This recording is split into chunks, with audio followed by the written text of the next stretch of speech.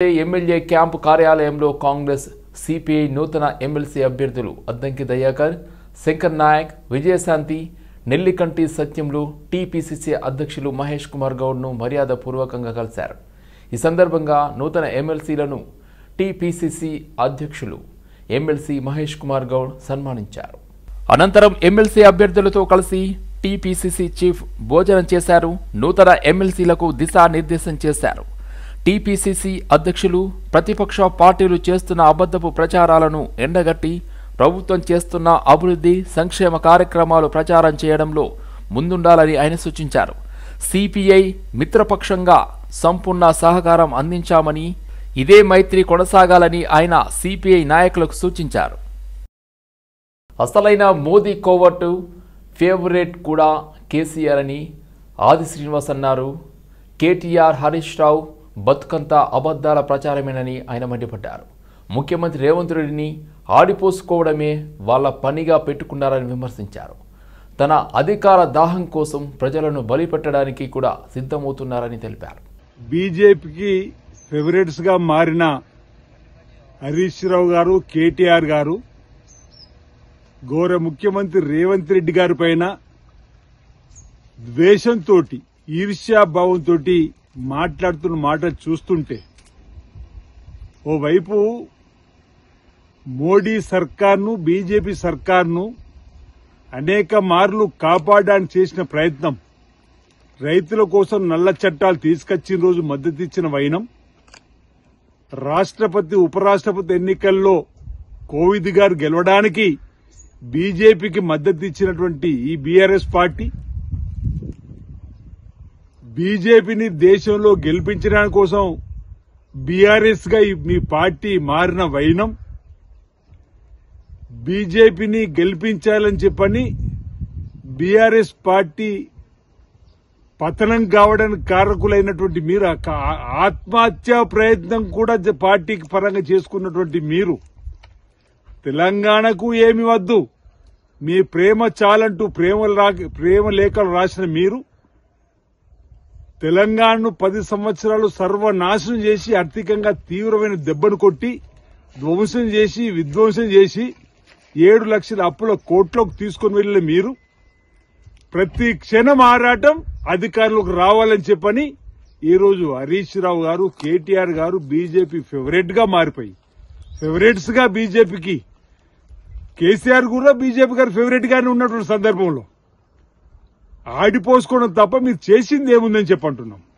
ఈరోజు కుమ్ముక్కైంది బీజేపీతో. మీరు మొన్నటికి మొన్న ఎమ్మెల్సీ ఎన్నికల్లో బీజేపీ అభ్యర్థి కోసం తహతాలాడింది మీరు. ఈరోజు మీరా మా ముఖ్యమంత్రి గురించి మాట్లాడేది, మీరా మా ఇంద్రమ్మ రాజ్యం గురించి మాట్లాడేది, మీరా కాంగ్రెస్ పార్టీ గురించి మాట్లాడేది. దేశమంతా చెప్తారు బీజేపీకి ప్రత్యామ్నాయం ఈరోజు దేశంలో కాంగ్రెస్ పార్టీ కూడా పోరాటం చేస్తుందని చెప్పని. మాజీ ముఖ్యమంత్రి బీఆర్ఎస్ అధినేత కేసీఆర్ పై కాంగ్రెస్ నేతలు ఫిర్యాదు చేశారు. కేసీఆర్ ప్రతిపక్ష నేతగా జీతభత్యాలు పొందుతూ అసెంబ్లీకి రావడం లేదంటూ అసెంబ్లీ స్పీకర్ గడ్డం ప్రసాద్, అసెంబ్లీ సెక్రటరీకి హస్తం నేతలు ఫిర్యాదు చేస్తూ వినతి పత్రం అందజేశారు. మాజీ సీఎంకు వేతనం నిలిపివేయాలంటూ కాంగ్రెస్ లీడర్లు కోరారు.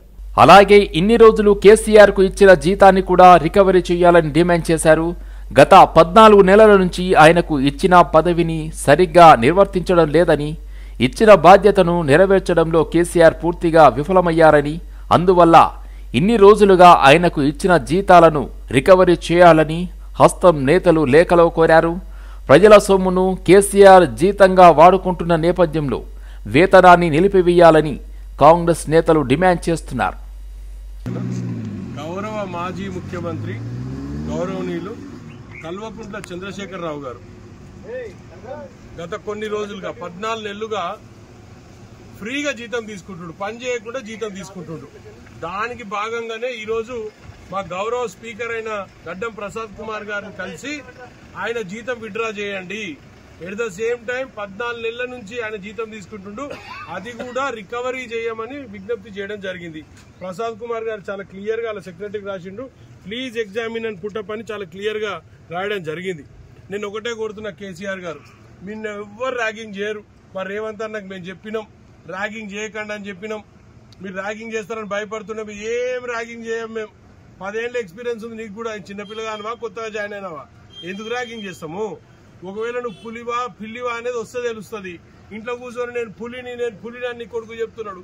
నీ కొడుకు కూడా విజ్ఞప్తి చేస్తున్నా, మీ నాయనని తీసుకురా. ఎవరు మీకు అండగా మేము ఉంటాం. కాంగ్రెస్ పార్టీ అండగా ఉంటుంది. ర్యాగింగ్ చేయకుండా చూసుకుంటాం. నేను ఒకటే అడుగుతా కేటీఆర్ గారు, నువ్వు సాఫ్ట్వేర్ లో పని చేసినావు కదా, జీతము పని చేయకుండా నువ్వు జీతం ఇట్లా తీసుకుంటావా? నువ్వు పని చేసినా అని చెప్తావు పదే నువ్వు ఇట్లా పని చేయకుండా జీతం ఇట్లా ఎప్పుడన్నా ఇచ్చిర్రా మీ ఆఫీసులల్లా? అట్లాంటి ఏదైనా నౌకరు ఉంటే చెప్పు. రాష్ట్రం మొత్తం ఉన్న ప్రజలందరూ కూడా అట్లాంటి మరొకసారి కె చంద్రశేఖరరావు గారిని ప్లీజ్ అసెంబ్లీకి రండి. ప్రతిపక్ష పాత్ర మీకు ఇచ్చిన ప్రతిపక్ష పాత్ర పోషించండి. సరైన టైంలో జీతం ఇప్పించే బాధ్యత మాది. మా ప్రసాదానికి చెప్తాం, నీ అకౌంట్లో జీతం పడేటట్టు చేస్తాం. 6 గ్యారంటీలతో పాటు కాంగ్రెస్ పార్టీ ఇచ్చిన హామీల అమలుపై సభలో ప్రభుత్వాన్ని నిగ్గదీసి నిలదీద్దామని బీఆర్ఎస్ పార్టీ ఎమ్మెల్యేలు ఎమ్మెల్సీలకు పార్టీ అధినేత ప్రతిపక్ష నేత కేసీఆర్ దిశానిర్దేశం చేశారు. బీసీ రిజర్వేషన్లు, ఎస్సీ వర్గీకరణపై చర్చలో ప్రభుత్వాన్ని గట్టిగా నిలదీయాలని, ప్రజా సమస్యలపై తనతో పాటు అందరూ గలమెత్తాలని సూచించారు. బడ్జెట్ సమావేశాలు ప్రారంభం కాబోతున్న నేపథ్యంలో తెలంగాణ భవన్లో కేసీఆర్ అధ్యక్షతన బీఆర్ఎస్ ఎల్పీ సమావేశం నిర్వహించారు. ముఖ్యంగా బీసీ రిజర్వేషన్లు, ఎస్సీ వర్గీకరణపై చర్చలో ప్రభుత్వాన్ని గట్టిగా నిలదీయాలని నిర్ణయించినట్టు తెలిసింది. దాదాపు ఏడాది తర్వాత అసెంబ్లీ సమావేశాలకు కేసీఆర్ హాజరు కాబోతున్నారు. ఈ నేపథ్యంలో బీఆర్ఎస్ ప్లాన్ ఆఫ్ యాక్షన్పై సుదీర్ఘంగా చర్చించారు. గత కొంతకాలంగా అధికార పక్షం తమపై చేస్తున్న విమర్శలను తిప్పికొట్టేందుకు అవసరమైన సూచనలను చేసినట్టు తెలిసింది. సంగారెడ్డి జిల్లా పటాన్చెరు డివిజన్ పరిధిలోని జీహెచ్ఎంసీ మల్టీపర్పస్ ఫంక్షన్ హాల్లో ఘనంగా అంతర్జాతీయ మహిళా దినోత్సవ వేడుకలు నిర్వహించారు. ఈ కార్యక్రమానికి ముఖ్య అతిథులుగా నర్సాపూర్ ఎమ్మెల్యే సునీతా లక్ష్మారెడ్డి, మాజీ ఎంపీ మాలోత్ కవిత పాల్గొన్నారు. మహిళా దినోత్సవ కార్యక్రమం మాజీ మంత్రి హరీష్ రావు పూర్తి సహకారంతో జరుపుకుంటున్నామన్నారు. తెలంగాణ భవన్లో మీటింగ్ ఉండడం వల్ల హరీష్ రావు రాకపోవడం వల్ల ఈ కార్యక్రమానికి మాజీ మంత్రి సునీతా లక్ష్మారెడ్డి, మాజీ ఎంపీ మాలోత్ కవితను పంపించడం జరిగిందని అన్నారు. బీఆర్ఎస్ ప్రభుత్వం వచ్చిన తర్వాత మహిళలకు అన్ని విధాల సంక్షేమ పథకాలు అమలు చేసిన ఘనత కేసీఆర్కే ఉందని అన్నారు. కేసీఆర్ కిట్ కూడా బంద్ అయిపోయింది, న్యూట్రిషన్ కిట్ బంద్ అయిపోయింది. రక్షణ విషయానికి వస్తే షీటింగ్స్ సరిగా పనిచేస్తలేవు, బట్ ఉమెన్ సేఫ్టీ కరెక్ట్ గా పనిచేస్తలేదు. మరి ఈరోజు మళ్ళీ మన పిల్లలు బయట ఉంటే తిరిగి క్షేమంగా వస్తారా అనే భయాన్ని తల్లిదండ్రుల్లో ఉంది అని చెప్పేసి కూడా నేను ఈ సందర్భంగా తెలియజేస్తాను. ఈ రోజు ముఖ్యమంత్రి ఏం చెప్తలేదంటే, మరి ఆ రోజు కేసీఆర్ గారు మహిళలకు ఏం చేయలేదంటారు. చేసినా లేదా కేసీఆర్ గారు ఆ రోజు చేసినా? ఒంటరి మహిళలకు 2,000 రూపాయలు ఇచ్చింది, అంతకుముందు లేకుండా బీడీ కార్మికులకు 2,000 పెన్షన్ ఇచ్చింది. మరి అదేవిధంగా విద్యార్థులకు సంబంధించి 2,000 పెన్షన్స్ ఇవ్వడం జరిగింది. మన సెల్ఫ్ హెల్ప్ గ్రూప్స్ కి సంబంధించి వడ్డీ లేని రుణాలు ఇవ్వడం జరిగింది. మరి అదేవిధంగా మరి స్వయం సేవక సంఘాలకు మరి డ్రెస్సులు కుట్టేయడానికి ఇచ్చి దానికి 50 రూపాయలు ఇస్తే, ఇది నాకు మరి రేవంత్ రెడ్డి గారు మాట్లాడుతున్నదంటే, మరి ఆ రోజు 25 రూపాయలు ఇచ్చింది, నేను 75 రూపాయలు ఇస్తున్నాను. ఆ రోజు కేసీఆర్ ఇచ్చింది 50 రూపాయలే, ఈ రోజు వీళ్ళు ఇచ్చేది కూడా 50 రూపాయలే అనే విషయాన్ని మర్చిపోయి అబద్ధం చెప్తున్నారు ముఖ్యమంత్రి గారు చెప్పేసి నేను తెలియజేస్తా ఉన్నాను.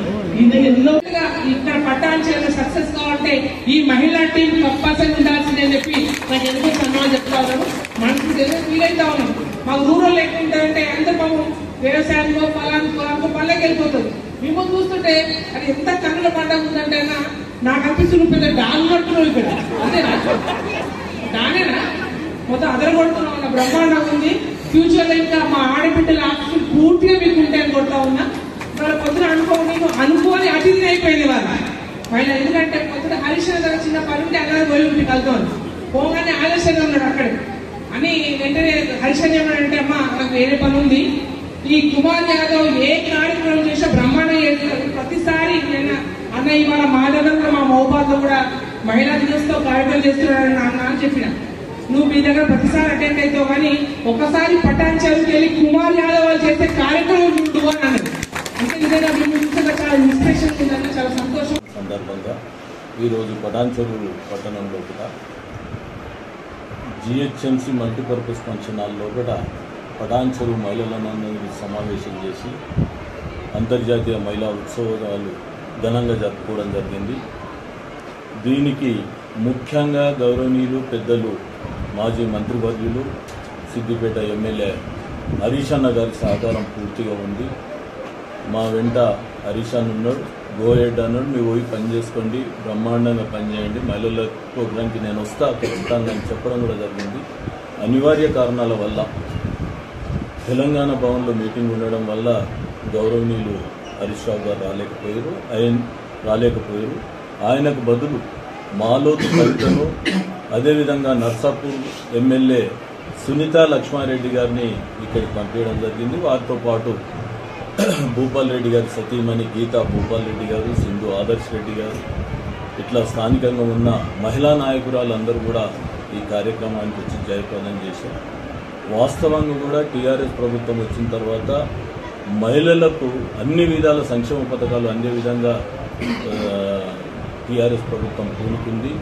పార్లమెంట్లో తెలుగులో మాట్లాడి అందరి దృష్టిని ఆకర్షించారు ఎంపీ డీకే అరుణ. తెలంగాణలో బోయ వాల్మీకి వర్గాల చిరకాల డిమాండ్ను కేంద్రం దృష్టికి తీసుకెళ్లారు డీకే అరుణ. బోయ వాల్మీకులు నేటికి ఆర్థికంగా, విద్యాపరంగా, సామాజికంగా చాలా వెనుకబడి ఉన్నారని చెప్పారు. పూర్వం బోయ వాల్మీకులు జీవనోపాధి కోసం వేటకు వెళ్లేవారని అన్నారు. వారికి ఎలాంటి కులవృత్తి లేక ఎవరూ పట్టించుకోక తీవ్ర ఇబ్బందులు పడుతున్నారని వెల్లడించారు. तेलुगु में बात करने के लिए अनुमति मांगती हूँ, तेलुगु में बोलना चाहती हूँ. తెలంగాణ రాష్ట్రంలో వాల్మీకి బోయ వర్గాలను షెడ్యూల్ తెగల జాబితాలో చేర్చడం అనేటటువంటి అతి ముఖ్యమైనటువంటి అంశంపై ఈరోజు ఈ సభలో మాట్లాడేందుకు నాకు అవకాశం ఇచ్చినందుకు ధన్యవాదాలు అధ్యక్ష. బోయ వాల్మీకులు విద్యలో కానీ, ఉద్యోగాల్లో కానీ, మరి ఆర్థికంగా కానీ చాలా వెనుకబడి ఉన్నటువంటి పరిస్థితులను అనుభవిస్తున్నారు అధ్యక్ష. పురాతన కాలంలో వీళ్ళు వేటకు పోయేటటువంటి వాళ్ళు. ఈరోజు వాళ్ళకి ఎలాంటి కులవృత్తి లేదు. బోయ వాల్మీకులు పక్క రాష్ట్రమైనటువంటి కర్ణాటకలో, ఇతర అనేక రాష్ట్రాల్లో ఎస్సీలుగా గుర్తింపు పొందుతున్నారు. కానీ తెలుగు రాష్ట్రాలైనటువంటి తెలంగాణలో కానీ, ఆంధ్రలో కానీ వారు ఇంకా వెనుకబడినటువంటి తరగతుల జాబితాలోనే ఉన్నారు. దీనివల్ల వాళ్ళకి చాలా అన్యాయం జరుగుతూ ఉంది అధ్యక్ష. తెలంగాణలో ముఖ్యంగా 5 లక్షల మందికి పైగా జనాభా బోయ వాల్మీకులు ఉంటే ఉమ్మడి మహబూబ్ నగర్ జిల్లా మా పార్లమెంటులోనే అత్యధిక శాతంగా బోయ వాల్మీకులు ఉన్నారు. సో వారిని ఎస్టీ జాబితాలో చేర్చాలన్నటువంటి వారి యొక్క ఆకాంక్ష మేరకు గత ప్రభుత్వం, తెలంగాణ ప్రభుత్వం వారి స్థితిగతులు, ఆర్థిక పరిస్థితులను పరిశీలించడం కోసం చెల్లప్ప కమిటీని వేశారు అధ్యక్ష. వచ్చే ఎన్నికల నాటికి రాష్ట్రంలో బీజేపీ బలం పుంజుకుంటుంది అని మాజీ ఎంపీ, సీనియర్ బీజేపీ నేత డాక్టర్ బూరా నర్సయ్య గౌడ్ అన్నారు. కాంగ్రెస్ పార్టీలో సీఎం రేవంత్ రెడ్డిది ముందు నుయ్యి వెనుక గొయ్యి అన్నట్లుగా తయారైందంటున్న బూరా నర్సయ్య గౌడ్తో మా bureau chief Srinivas face to face. Bhuvanagiri మాజీ పార్లమెంట్ సభ్యులు, బీజేపీ సీనియర్ నేత డాక్టర్ బూరా నర్సయ్య గౌడ్ మనతో ఉన్నారు. తాజా రాజకీయ సమీకరణలపై వారిని మాట్లాడించే ప్రయత్నం చేద్దాం. సార్, మళ్ళీ ఒకసారి సీఎం రేవంత్ రెడ్డి సవాల్ విసురుతున్నాడు బీజేపీకి. చర్చకు సిద్ధమా, మాకు కేంద్రం ఎంత ఇస్తుంది, మేమెంత ఇస్తున్నాం అనేది, దీన్ని మీరు ఎట్లా చూస్తారు? ఆల్రెడీ మా కిషన్ రెడ్డి గారు అధ్యక్షులు మా కేంద్రమని చెప్పడం జరిగింది. చర్చ ఏదైనా కూడా we are ready. Place, date and time decide చేయి. మీది నోటిదుల, మాది డాటా. మేము డాటాతో వస్తాం, చిత్తు చేస్తాం. ప్రజల ముందు ఏది పాలో ఏది నీళ్ళో తేటతెల్లం చేస్తాం. ఒకవైపు సీఎం కేంద్రం మాకు అన్యాయం చేస్తుంది అంటున్నారు, మరోవైపు అదే ప్రభుత్వంలోని మంత్రి మాత్రం అంటే నితిన్ గడ్కరీకి వెళ్ళి ప్రాజెక్టులు శాంక్షన్ చేసుకొని వస్తున్నాడు. ఎట్లా చూడొచ్చు దీన్ని? ఇదేగా ఈ గతంలో చెప్పాను, గల్లీ మే గాలి, ఢిల్లీ మే డోలీ. ఇక్కడ అక్కడ పోయి ప్రాధాన్యపడతారు. అందుకొరకు ఒక్కటి మాత్రం బీజేపీ ప్రభుత్వంలో ప్రత్యేకించి మోడీ గారు, రాజకీయ పార్టీలు ఏవైనా కూడా రాష్ట్రాలు అభివృద్ధి చెందాలి. అందుకొరకు వీళ్ళ గురించి ఈ శిశుపాల ప్రగల్భాల గురించి పెద్ద పట్టించుకోడు. 100 తప్పులు అయినాక అప్పుడు సుదర్శన చక్రం బయటకు వస్తుంది. అట్లాగే కేసీఆర్ బయటకు వచ్చిండు, ఈరోజు భేటీ అవుతున్నాడు తెలంగాణ భవన్లో, వాళ్ళ నాయకులతో భేటీ అవుతున్నాడు. ఈ పరిణామం ఎట్లా ఉంటుంది ప్రభావం? ఇప్పుడు కేసీఆర్ గారు ఒక రాజకీయ పార్టీకి అధ్యక్షులు, మరి భేటీ కావటం అనేది సహజం, అంతే కదా, అందులో సహజం కదా. రాజకీయ పార్టీ గతంలో ఒక ముఖ్యమంత్రి రాజకీయ ప్రక్రియలో భాగం సహజం. దాన్ని అద్భుతంగా మీరు ఎందుకు అంటే ఇంతకాలము ఫామ్ హౌస్లో ఉన్న సీఎం బయటికి, మాజీ సీఎం ఓ పార్టీ అధ్యక్షుడు ప్రతిపక్ష నేత బయటికి రావడం లేదు అనే ఒక విమర్శలు ఎదుర్కొన్న పరిస్థితిలో ఆయన బయటికి రావాల్సి వచ్చిందా, లేకపోతే ఆయన బాధ్యత ఆయన నిర్వర్తిస్తున్నాడా? కేసీఆర్ గారు చాలా రాజకీయ పరిజ్ఞానం ఉన్నటువంటి వ్యక్తి, సరేనా.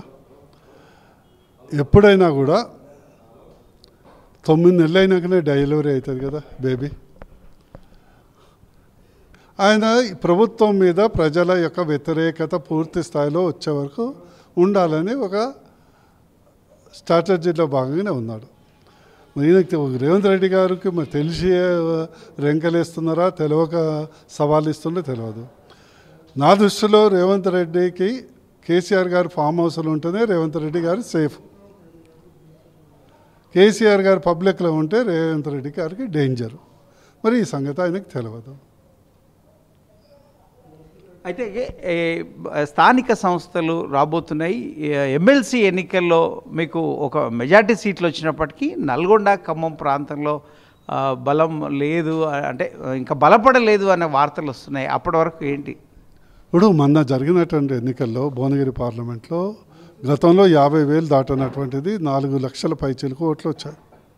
3 అసెంబ్లీ సీట్లలో దాదాపు గెలిచినట్లే, బరాబర్ సీట్లు ఓట్లు వచ్చినాయి.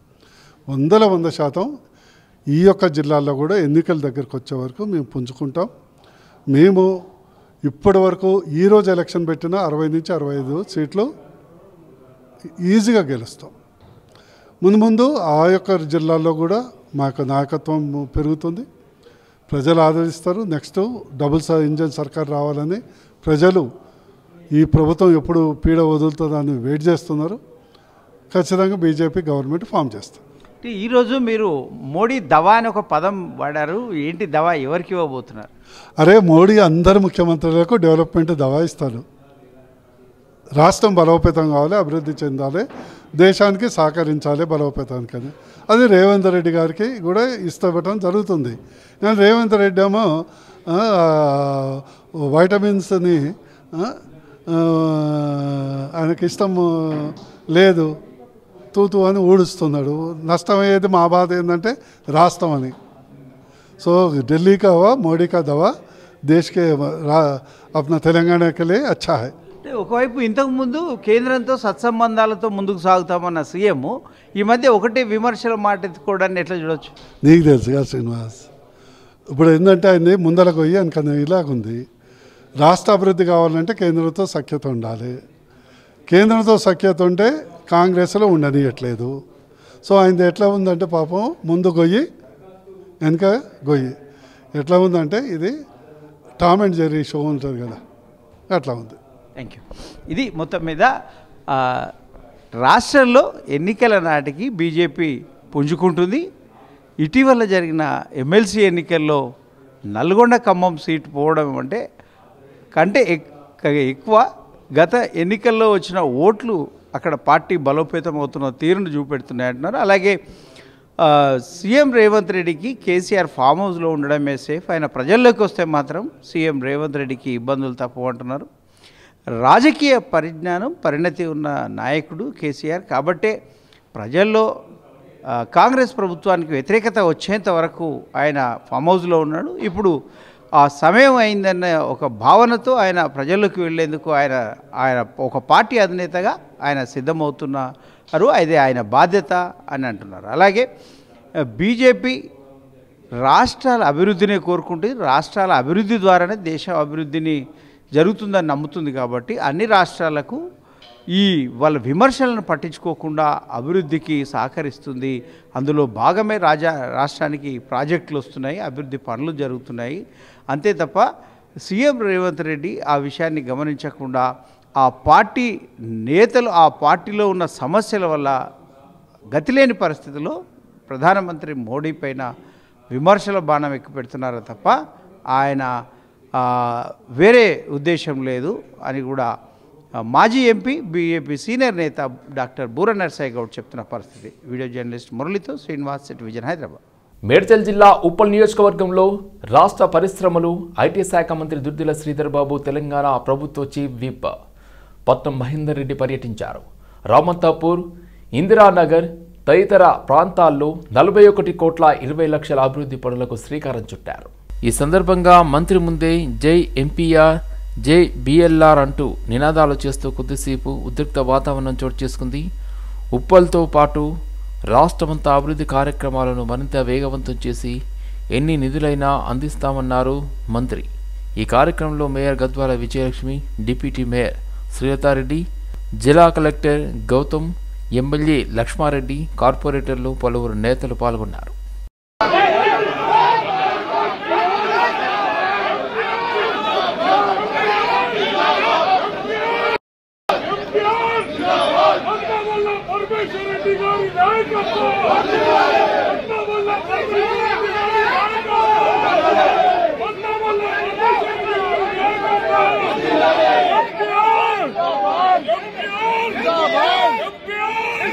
మా పరమేశ్వర్ రెడ్డి గారు, అదేవిధంగా స్థానిక శాసనసభ్యులు లక్ష్మారెడ్డి గారు ఈ ప్రాంతానికి సంబంధించి ఈ ప్రాంతం నుంచి అనేక మంది, వేలాది మంది ప్రతిరోజు అటు నల్గొండకు, వరంగల్కి, ఆ ప్రాంతాలకు వెళ్ళే ప్రజానికానికి, లేకుంటే ఈ ప్రాంతంలో ఉంటున్న ఈ ప్రాంతవాసులకి చాలా సంవత్సరాలుగా ఆ బ్రిడ్జి నిర్మాణ కార్యక్రమాలు ఆగిపోయి ఉన్నాయి. దాని వెనువెంటనే చేపట్టి పూర్తి స్థాయిలో చేయాలని కోరినరు. రంగారెడ్డి జిల్లా రాజేంద్రనగర్ నియోజకవర్గం అప్పా జంక్షన్ వద్ద ఉన్న ఆర్బీవీఆర్ఆర్ తెలంగాణ పోలీస్ అకాడమీలో అసిస్టెంట్ మోటార్ వెహికల్ ఇన్స్పెక్టర్లు నియామకమయ్యారు. వీరి శిక్షణా తరగతులను రవాణా, బీసీ సంక్షేమ శాఖ మంత్రి పొన్నం ప్రభాకర్ ప్రారంభించారు. కొత్తగా నియమితులైన అధికారులు శాఖకు మంచి పేరు తెచ్చే విధంగా పనిచేయాలని అన్నారు మంత్రి. రూల్స్ బ్రేక్ చేసే వాళ్లకు ఆర్టీఏ వాహనాలను చూడగానే భయం పట్టేలా పనిచేయాలన్నారు మంత్రి పొన్నం ప్రభాకర్. రోడ్డు ప్రమాదాలను తగ్గించే విధంగా అధికారులు పనిచేయాలన్నారు. స్పష్టంగా చెప్పేసిపోయాడు. అట్లా అంటే అవసరమైనప్పుడు స్పష్టంగా చెప్పగలేదు. నేను అడిగినా కూడా ఉదాహరణకి ఏదైనా నియమనివ్వదు, స్పష్టంగా చెప్పగలేదు. కోపం పూర్తిగా లేకపోతే మీ విధి నిర్వహణ మీరు, మా విధి నిర్వహణ. కాబట్టి దయచేసి మీ అందరూ కూడా ఒకటే కోరుతారా, ఈ శిక్షణ మీ జీవితంలో ఒక పెద్ద మార్పు తీసుకొచ్చేదండి. మీరందరూ చాలా కష్టపడతారు. చాలా మంది పీజీ వాళ్ళు ఉన్నారు, గతంలో ఇతర ఉద్యోగం చేసే అనుభవం ఉన్నటువంటి వాళ్ళు ఉన్నారు. ఇంకా భవిష్యత్తులో మంచి మంచి అమ్మాయిలు పెళ్లి కావాలని, మంచి భర్తలు కావాలని, పెళ్లి కాని మగవాళ్ళని మంచి భార్యలని చాలా మంది చెప్పే మంది వాళ్ళే ఉన్నారు. So me efficiency of the proof. కాబట్టి మీరు దయచేసి మీ ఎఫిషియన్సీ ప్రూవ్ చేసుకోవడానికి ఒక ప్లాట్ఫామ్ అనుకోండి. ఇది ఒక ఫోరం. డిపార్ట్మెంట్ గురించి ఇప్పుడే చాలా ఇప్పుడు రిఫార్మ్ తీసుకొస్తా ఉన్నాం. రోడ్ సేఫ్టీ మన అవేర్నెస్ పార్కులు ప్రయత్నం చేస్తా ఉన్నాం.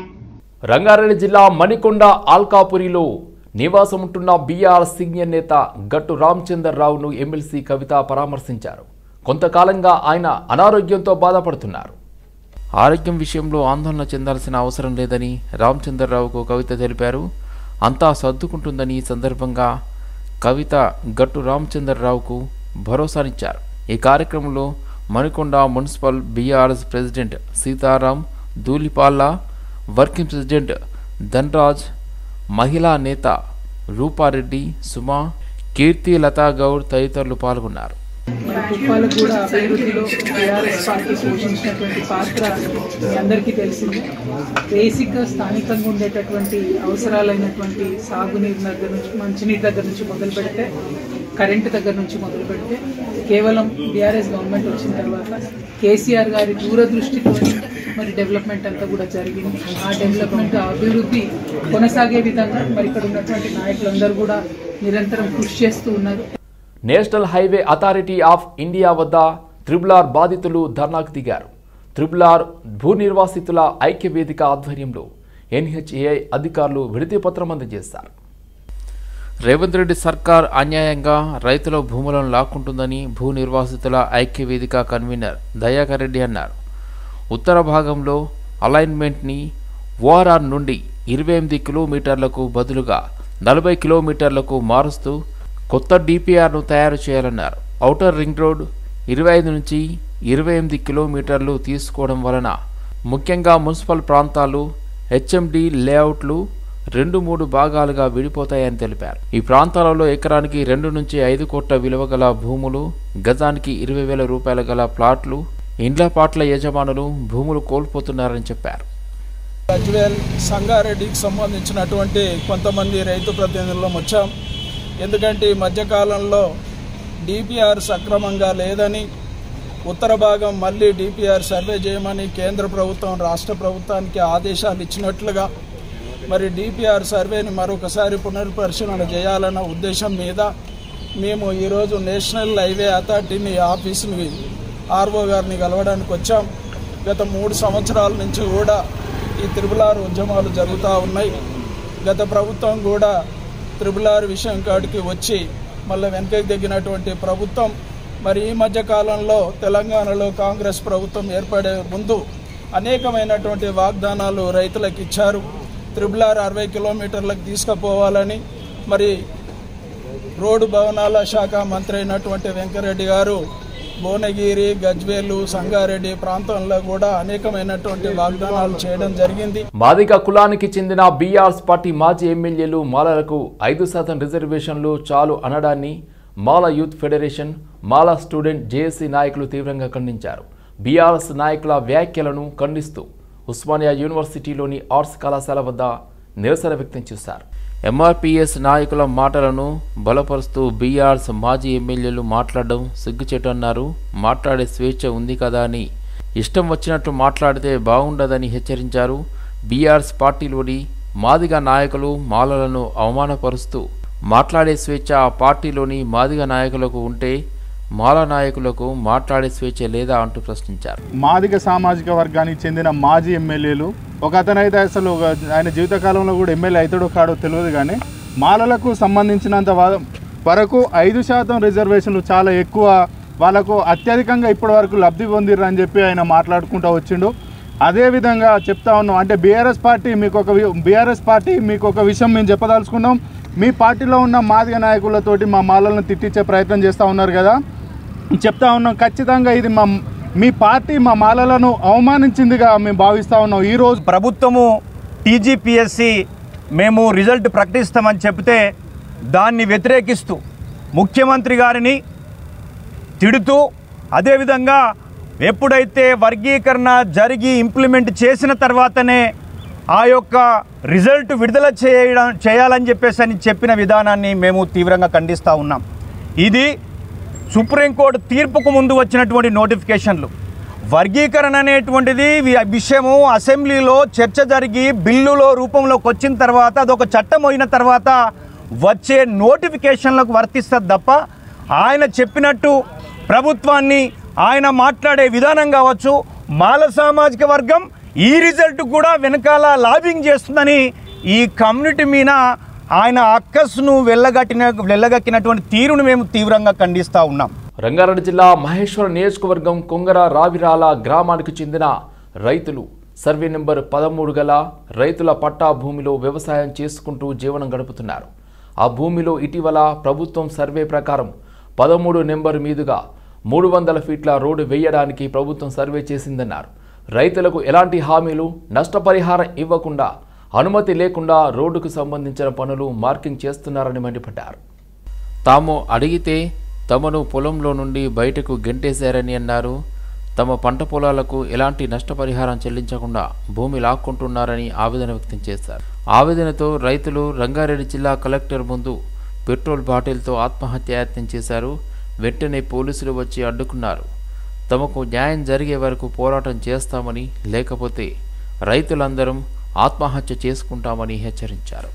13వ నెంబర్ సర్వే నెంబర్ మ్యాక్సిమం అందులో మొత్తం ఒక రైతు తప్ప కన్మల అందరిది పూర్తిగా పోతుంది, 90% పోతుంది ల్యాండ్. మాతో ఎటువంటి చర్చలు జరపకుండానే మా భూమిలో అద్దురాలు మాత్రం జరిగింది, సర్వే చేయడం జరిగింది. మేము మా పొలంలో మాకు తెలియకుండా ఎట్లా చేస్తారంటే మమ్మల్ని మెడలు బట్టి దొబ్బిండు. ఎవరు అక్కడ ఉన్న పోలీస్ బందోబస్తు తోటి మమ్మల్ని బయటికి దొబ్బి కడీలు వాతడం చేస్తే మాకు గత్యంతరం లేక కలెక్టర్ ఆఫీస్కి వచ్చి పెట్రోల్ తోటి మేము ఆత్మహత్య చేసుకోవడానికి ప్రయత్నం చేసాం.